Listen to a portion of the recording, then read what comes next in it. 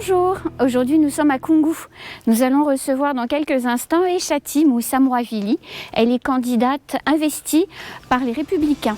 Tout de suite, c'est son heure politique.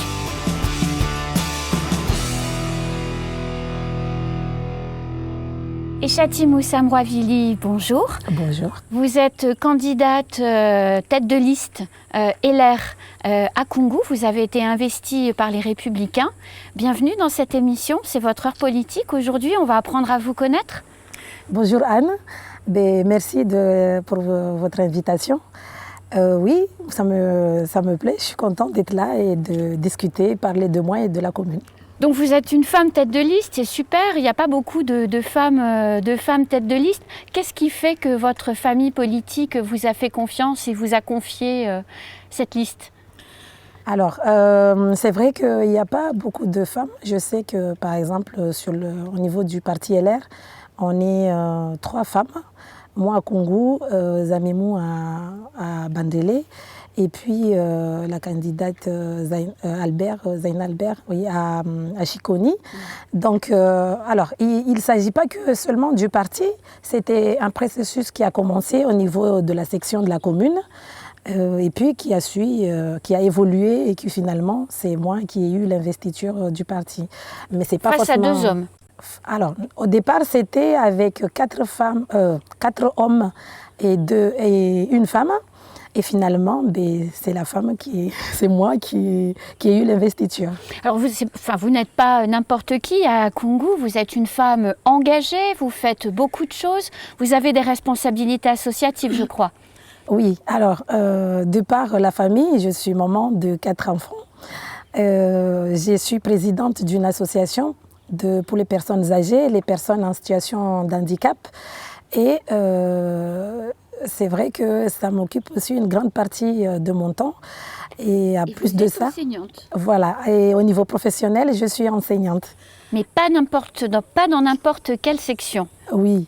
Alors, je suis enseignante à la SECPA au collège de Koungou. Alors, c'est quoi SECPA ? Alors, la SECPA, c'est une section d'enseignement général et professionnel adapté. Alors, on prend des élèves à leur rentrée en 6e qui sont en difficulté scolaire. Oui. Et puis, on les accompagne. Ils font les 4 niveaux de collège, c'est-à-dire 6e, 5e, 4e et 3e.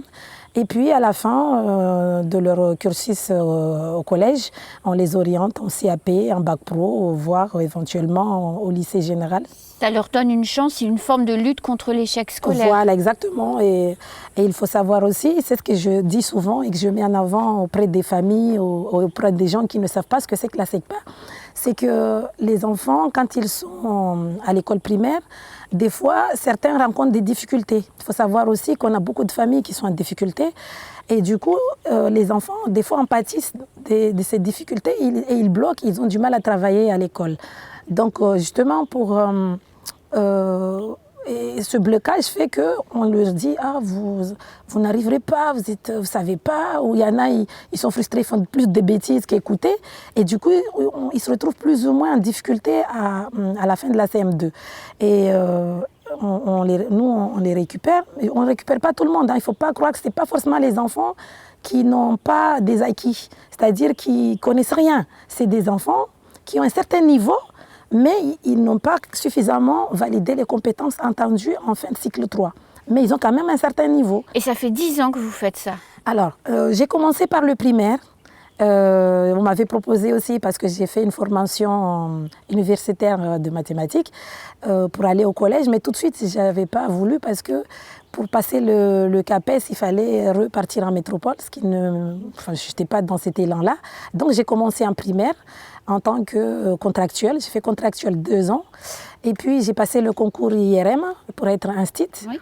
Et je suis allée à l'UFM 2 ans pour faire la formation. Après, je suis venue. Par contre, dès que je suis sortie de l'UFM, je suis allée directement au collège parce que à l'époque, Madame Aben, qui était inspecteur de l'ASH, c'est justement la section au niveau du vice-rectorat qui s'occupe des élèves en difficulté, était venue nous présenter les différents dispositifs dans l'île pour accompagner les élèves qui étaient en difficulté. Ça m'a intéressée. Et vos élèves que vous avez formés, aujourd'hui, ils ont un diplôme, oui, grâce à vous, d'une certaine manière, puisque vous leur avez remis le pied à l'étrier.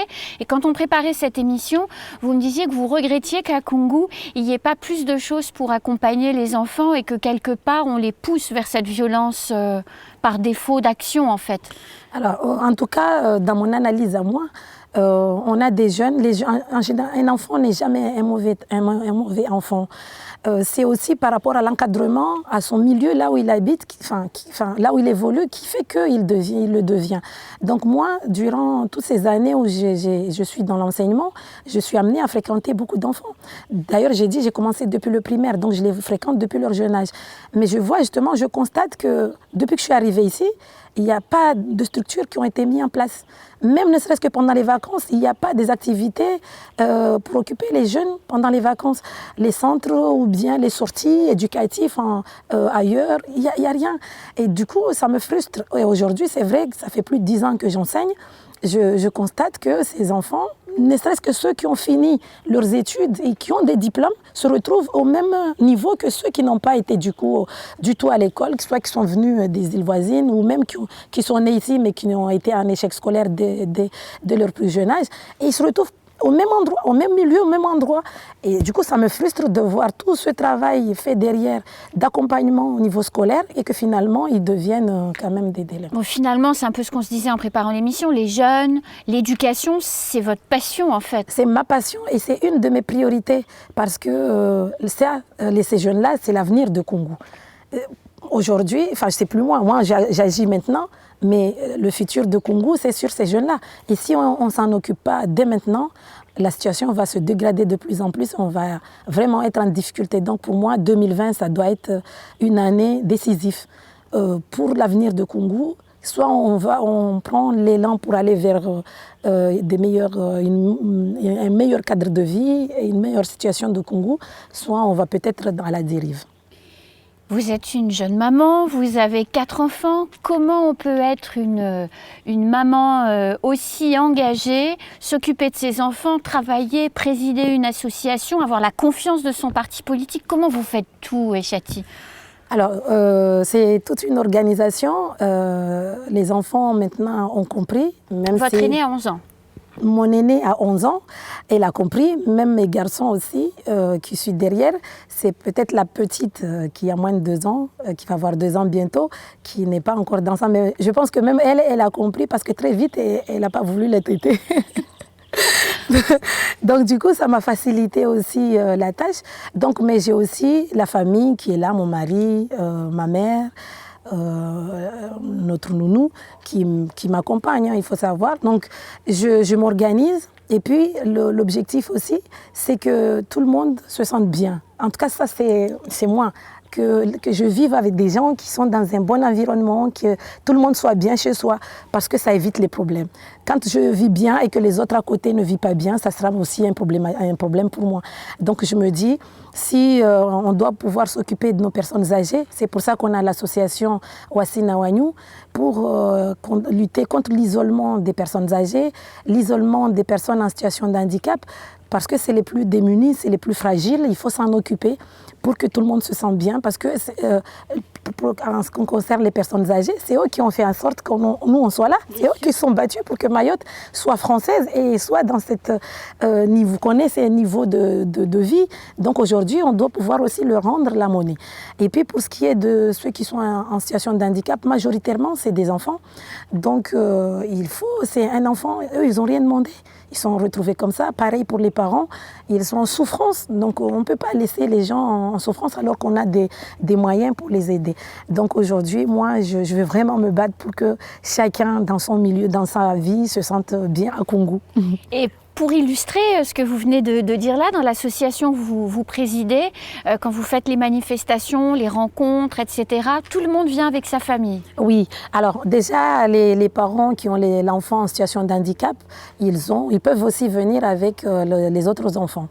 Et nous aussi, les membres de l'association peuvent venir aussi avec nos enfants.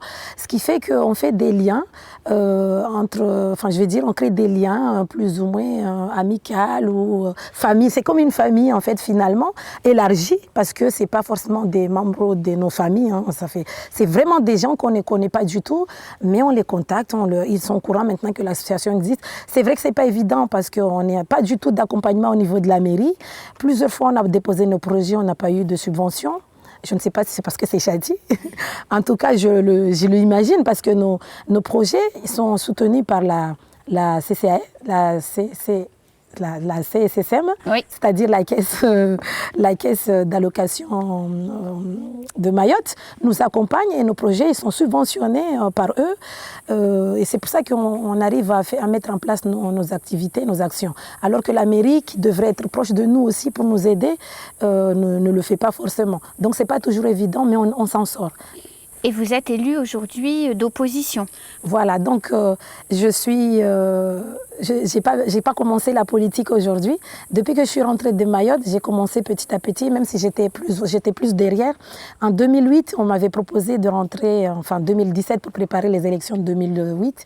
On m'avait proposé d'être dans une liste, mais je venais d'arriver, je n'étais pas bien installée professionnellement et personnellement. Donc j'ai dit non, je préfère accompagner. Et d'ailleurs, très vite, je suis tombée enceinte de ma fille. Donc pendant la campagne, j'étais enceinte. J'ai participé par-ci, par-là, mais je n'étais pas impliquée vraiment à 100%. Et depuis, j'ai commencé, dès qu'elle était venue au monde, j'ai commencé à m'intégrer, à m'intéresser davantage. Et du coup, c'est ce qui a fait qu'en 2014, j'étais dans la liste LR de Koungou. Bien placée, puisque vous êtes dans cette liste, puisque vous êtes élu municipal. Voilà, donc j'étais en 5e position sur notre liste. Et du coup, aujourd'hui, je suis élue municipale dans l'opposition. Donc, je vois ce qui se passe à la mairie. Et vous avez de l'expérience. Voilà. Alors, il n'y a pas que ça. J'étais aussi candidate pour les cantonales en 2015 dans le canton de Bandrabois. Parce que Koungou, avant, c'était un seul canton. Oui. Maintenant, Koungou est partagé en 2 cantons. Il y a le canton de Koungou et une partie de la commune qui est sur le canton de Bandrabois. Donc, comme habitant à Kangani, j'ai participé à la campagne. Donc, je suis... je pense, bien calée.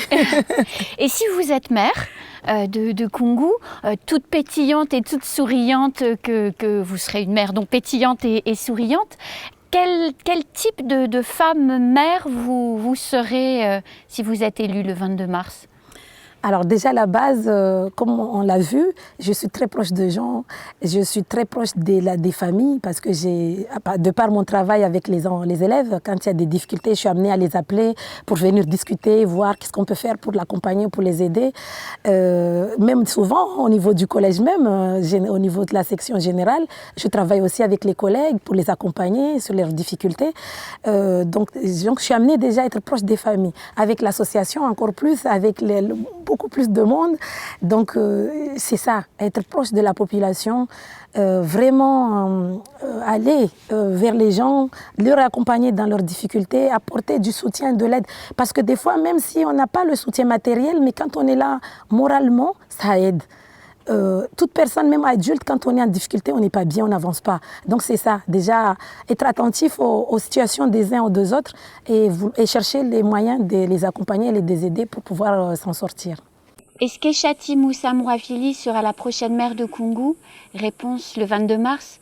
Et donc c'est votre maman qui prend en charge votre petite de 2 ans quand vous partez faire campagne et du porte-à-porte ?